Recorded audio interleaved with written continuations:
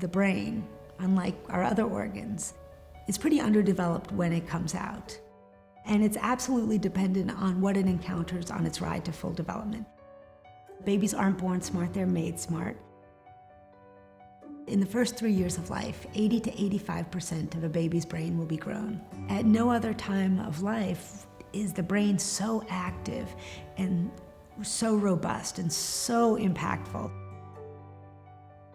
At the very crux of that brain growth is parent talk and parent interaction. When words and language, it's not just about words. Words are a metaphor for the richness of a language environment or the learning environment. And when those words and interaction are flowing into a child's brain, the brain is incredibly active, creating some 700 to 1,000 new connections every second.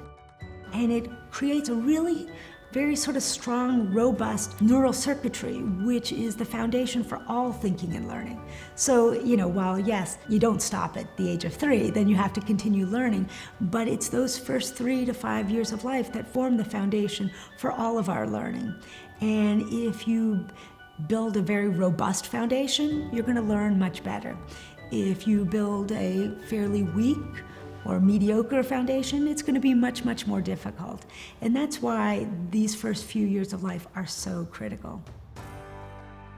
So the 30 Million Words Initiative is a translational research program developing evidence-based programs working with parents and caregivers across the first 3 years of life to help really close what we call the achievement gap or the opportunity gap. And what our program does is really allow parents to understand the powerful science, the science that really shows that they are the key architects of their children's brain development.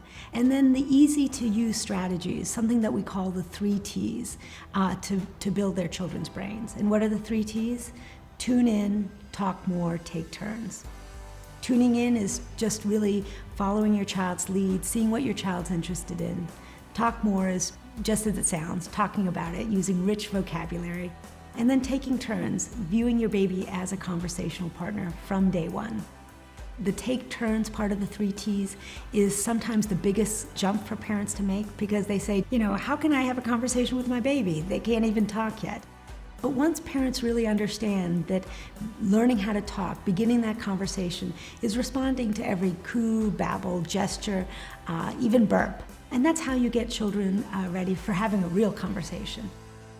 So I guess if you're at home with your baby before they go off into the wild, you have the opportunity for tremendous positive impact.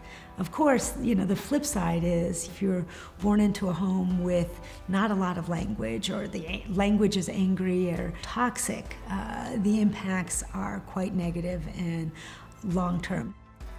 One of my collaborators, the behavioral economist John List, often says, "Not since the Dark Ages have we left so much human potential on the table." A layman's term way of saying it is there are too many children being left behind.